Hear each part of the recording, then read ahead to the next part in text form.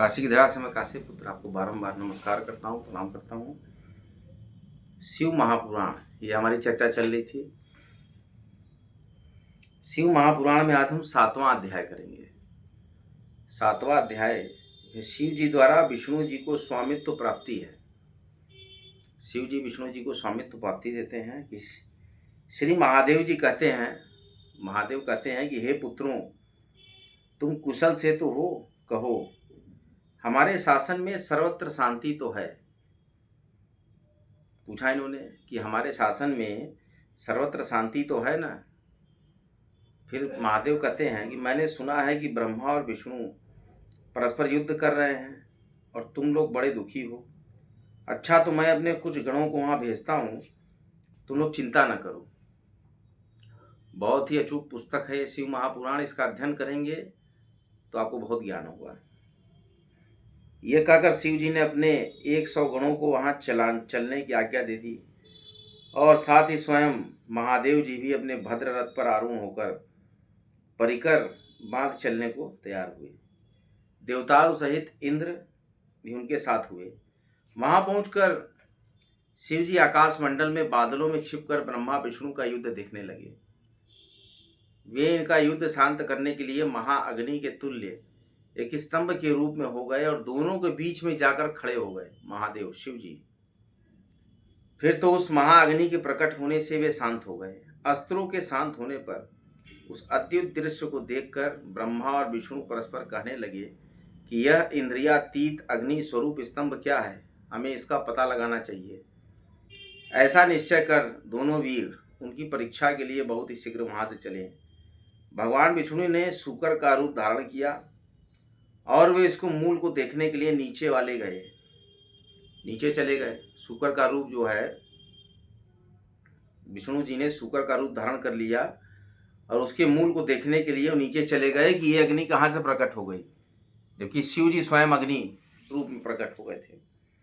ब्रह्मा जी ने हंस का रूप धारण करके ऊपर गमन किया। विष्णु जी पाताल में बहुत दूर तक चले गए, परंतु स्तंभ का उन्हें कुछ भी पता नहीं चल सका। वो स्वयं शंकर जी थे, महादेव थे। तब वह फिर युद्ध भूमि में लौट आए। उधर ब्रह्मा जी ने आकाश में जाकर केतकी का फूल देखा। तब उन्हें विश्वास हो गया कि हमने स्तंभ का अंत देख लिया। वे केतकी का फूल लिए विष्णु के पास आए। विष्णु जी ने उनके चरण पकड़ लिए। तब ब्रह्मा के छल को जान ईश्वर को वहाँ तत्क्षण प्रकट होना पड़ा। तब विष्णु ने उनका भी चरण पकड़ लिया। विष्णु जी की महानता से ईश्वर प्रसन्न हो गए। उन्होंने कहा, विष्णु तुम बड़े ही सत्यवादी हो, अतः मैं तुम्हें अपनी समानता प्रदान करता हूँ। इस प्रकार से श्री शिव महापुराण विद्येश्वर संहिता ही चल रही है। इसका 7वां अध्याय समाप्त हो गया। प्रथम संहिता है विद्येश्वर संहिता। कई संहिताओं में विभाजित है शिव महापुराण। जैसे विद्येश्वर संहिता है प्रथम संहिता, द्वितीय है रुद्र संहिता, तृतीय है सती खंड, द्वितीय है रुद्र संहिता जिसमें प्रथम सृष्टि खंड है, द्वितीय सती खंड है, तृतीय पार्वती खंड है, उसके बाद चतुर्थ कुमार खंड है, पंचम युद्ध खंड है, इसके बाद तृतीय शतरुद्र संहिता है, चतुर्थ कोटि रुद्र संहिता है, पंचम उमा संहिता है। कितनी संहिताएं हैं जिस शिव महापुराण में? षष्ठ कैलाश संहिता है, सप्तम वायव्य संहिता है, सप्तम वायवी संहिता उत्तरार्ध है। तो इस तरीके से है। 8वां अध्याय श्री शिव महापुराण। भैरव जी की उत्पत्ति। श्री नंदिकेश्वर बोले, उस समय जो महादेव जी को ब्रह्मा जी पर क्रोध आया तो उन्होंने अपनी भवों के मध्य से, जब शिव जी क्रोधित हो गए, अब देखिए भैरव की उत्पत्ति कहाँ से हुई। जो भैरव स्वरूप आप देखते हैं, काल भैरव, दंडीपाणी भैरव, स्वर्णाकर्षण भैरव, आनंद भैरव, ये जितने भी रूप हैं, तो भैरव नाम की उत्पत्ति कहाँ से हुई।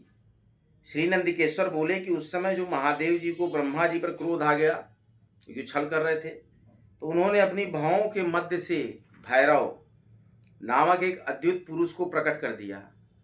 भैरव जी ने शीघ्र ही ब्रह्मा का मिथभाषी 5वां सिर काट लिया। 5 सिर थे ब्रह्मा जी के, तो जिस मुख से उन्होंने झूठ बोला था वो सिर काट लिया भैरव रूप ने। शिव जी के भावों के मध्य से भैरव निकले हैं। जहाँ मैं आज्ञा चक्र जहाँ टीका लगा रहा हूँ, यहीं से शिव जी के इस स्थान से भैरव जी निकले हैं। और उन्होंने उनके और सिरों को भी काट लेना चाहा कि मैं और भी सिर काट लूँ। 5 सिर में से ब्रह्मा जी के एक सिर काट लिया भैरव। यह देखकर विष्णु जी ने शिव जी के चरणों का आश्रय लिया और हाथ जोड़कर यह प्रार्थना की, प्रारंभ में भी आप ही ने कृपा कर इन्हें 5 सिर प्रदान किया था, अतः इन्हें क्षमा कर प्रसन्न हो जाइए। तब शिव जी ने भैरव को मना कर दिया कि अब शीश मत काटिए। फिर एक सिर कटे ब्रह्मा से बोले, तुमने अपनी प्रतिष्ठा और ईश्वरत्व के लिए छल किया है। शिव जी ने कहा ब्रह्मा जी से, अतः अब तुम सत्कार, स्थान और उत्सव से विहीन किए जाते हो। ब्रह्मा जी शिव जी को हे स्वामीन, हे वरद कहकर अपना 5वां सिर मांगने लगे। तब ईश्वर कहें कि मैं तुम्हें वर देता हूं कि अब आज से तुम गणों के आचार्य हुए, गणों के आचार्य होंगे आप ब्रह्मा जी। ये शिव जी ने कहा। जब ब्रह्मा जी ने क्षमा मांगा महादेव से, तो महादेव ने कहा कि आज से तुम गणों के आचार्य हुए, वही तुम्हारा सत्कार होगा और कोई भी यज्ञ तुम्हारे बिना पूर्ण नहीं होगा। इसीलिए ब्रह्मदेव की बिना आज्ञा के कोई यज्ञ संपूर्ण नहीं होता है। तो ये ध्यान रखिए। ब्रह्मा जी से ऐसा कह दिए महादेव। और फिर क्या किया महादेव ने? महादेव का मतलब शिव जी। ईश्वर उस केतकी के पुष्प से बोले, रे मिथ्याभासी केतक दुष्ट, तू भाग जा, तू मेरी पूजा के योग्य नहीं है। शिव जी के गणों ने उसे दूर भगा दिया। केतक शिव जी की प्रार्थना करने लगा। केतक मतलब केतकी का फूल। और उसने कहा कि हे नाथ, मुझ पर कृपा कीजिए। तो शिव जी कहे कि मेरा वचन मिथ्या नहीं होता, अब तो तुम्हें नहीं ही स्वीकार करेंगे, परंतु जहाँ मेरे मंडप की रचना होगी उसका सिरमौर तू ही होगा। कि चलो मैं, शिव सबको अपनाते। तो शिव जी ने कहा कि तुम्हें स्वीकार नहीं किया जाएगा पूरी धरती पर पूजा पाठ में, लेकिन मेरा जहाँ भी पूजा होगा उसमें मेरे सिरमौर पर, सिर के ऊपर जो मोर पहनते हैं, तो शिव जी का जो मुकुट होगा उस पर तुम केवल केतकी के फूल ही सर्वत्र प्रमुखता से विराजमान होंगे। देखिए बहुत ही रोचक ये जानकारी वाली आपको मैं ये ब्लॉग बता रहा हूँ श्री शिव महापुराण का। इसमें सारे रहस्य हैं। शिव जी कहते हैं मेरा वचन मिथ्या नहीं होता, अब तो तुम्हें नहीं ही स्वीकार करेंगे, परंतु जहाँ मेरे मंडप की रचना होगी, मतलब शिव जी का मंडप जहाँ भी बनेगा उसका सिरमौर केतकी का फूल होगा। ईश्वर केतक ब्रह्मा और विष्णु पर कृपा कर देवताओं में आए। देवताओं ने उसकी यथोचित पूजा की। शिव जी अपनी शोभित सभा में जा बैठे। और इस प्रकार से श्री शिव महापुराण विद्येश्वर संहिता का 8वां अध्याय समाप्त होता है।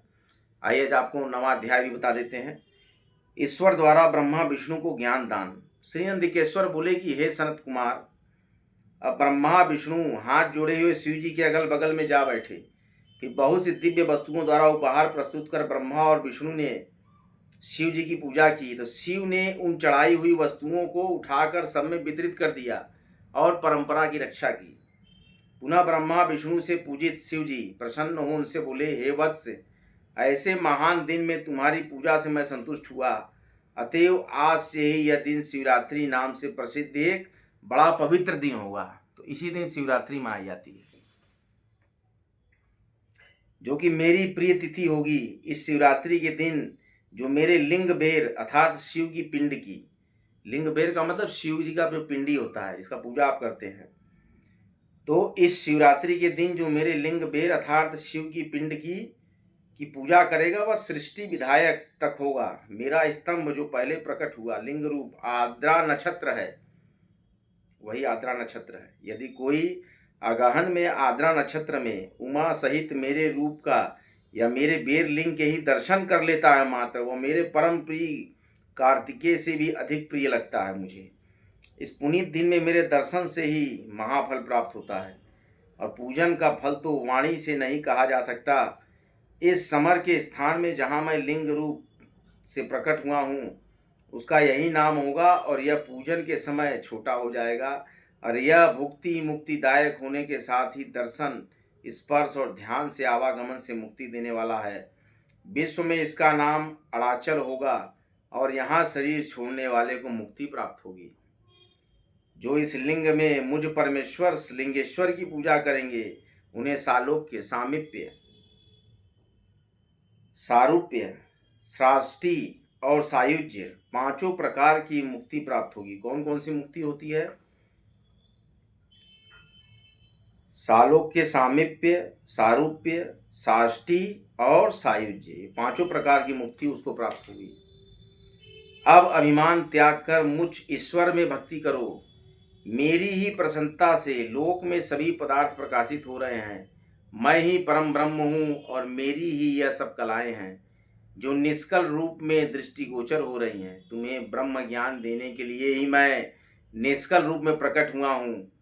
मेरा यह निष्कल स्तंभ ही ब्रह्मा का बोध कराएगा, जिससे मेरा आत्मिक संबंध है। लिंग के अभेद से यह नित्य ही पूजनीय है। जो मेरे इस लिंग रूप की स्थापना करता है, वहाँ मैं अप्रतिष्ठित भी प्रतिष्ठित रूप से रहता हूँ। मतलब आप शिवलिंग की स्थापना अगर करते हैं तो वहाँ भी अप्रतिष्ठित रूप से भी शिव अर्थात महादेव प्रतिष्ठित रूप से रहते हैं। तो महादेव सबसे सहज प्राप्ति के देव हैं, लेकिन आपका भाव बहुत ही ईमानदारी का होना चाहिए, सकारात्मक होना चाहिए। किसी के गलत करने के लिए, किसी के अप्रियता के लिए, किसी के अशुभ के लिए आप कभी भी शिव की पूजा न करें, न शिव से मांगें कि उसका अशुभ हो। आप केवल विश्व कल्याण, स्वयं की उन्नति, स्वयं की सौभाग्य और स्वयं के ही उत्थान के लिए शिव की पूजा करिए। किसी के लिए आप गलत सोचेंगे और कहेंगे कि शिव इसका बुरा कर दे, तो तुरंत उलट कर वो आपके ऊपर आ जाएगा। तो इसलिए कि 10वां अध्याय में कहते हैं, ब्रह्मा विष्णु जी को शिव जी उपदेश देते हैं कि ब्रह्मा और विष्णु ने कहा, हे प्रभु महादेव, सारगादि पंचकृत्य वन्या है, इसका लक्षण मुझे सुनाइए। तो श्री शिव जी बोले कि मेरे सारे कार्य ज्ञान ग्राह्य है, तथापि सुनो हे ब्राह्मण, हे ब्रह्मान, हे विष्णु, सृष्टि, स्थिति, संहार, तिरोभाव, अनुग्रह, ये मेरे 5 कृत्य जगत में नित्य सिद्ध हैं। इसमें संसार के आरंभ का नाम सर्ग और संसार के रखने का नाम स्थिति और संसार के नष्ट का संहार और अदल बदल उत्क्रम तिरोभाव और संसार या सर्ग से मुक्त होने का नाम अनुग्रह है। यही मेरा पंचकृत्य है। इन्हीं कर्मों के द्वारा मैं संसार का संचालन करता हूँ। सृष्टि, स्थिति, संहार, तिरोभाव, अनुग्रह, इन्हीं पंचकृत्य, इन्हीं कर्मों के द्वारा मैं संसार का संचालन करता हूँ। और इसमें जो सर्वदा मुझ में स्थित रहता है, शिव में क्या स्थित रहता है? शिव जी बता रहे हैं कि स्वयं इन 5 कृत्य में से मेरे अंदर जो स्थित रहता है वही मुक्त है। इस पंचकृत्य को चलाने के लिए मेरे 5 मुख हैं। शिव के 5 मुख हैं पंचकृत्य चलाने के लिए। हे वत्सों, तुम दोनों ने अपनी तपस्या से सृष्टि और स्थिति, इन 2 कृत्यों को प्राप्त किया है। ऐसे ही रुद्र और महेश ने भी संहरण और तिरोभाव से ये दोनों कृत्य प्राप्त किए हैं, परंतु अनुग्रह नाम वाला 5वां कृत्य कोई भी न पा सका। अब यदि तुम चाहते हो तो मेरा ओंकार नामक मंत्र अब से जपो, जिसके जप से तुम में मान न उत्पन्न हो, क्योंकि मेरे मुख से निकला और उत्पन्न हुआ ओंकार मेरा मंत्रोपदेश और बोधन है। यही मेरा वाचक और मैं वाच्य हूँ। यह मंत्र मेरी आत्मा है और इसका स्मरण करना ही मेरा स्मरण है। तत्पश्चात उमा सहित शिव जी ने उत्तर की ओर मुख करके ब्रह्मा और विष्णु को इसी मंत्र का उपदेश करके गुरु मंत्र दिया। तब से ब्रह्मा और विष्णु उनके आत्मा रूप हो गए और उन्होंने अपने को शिव जी को समर्पण कर दिया।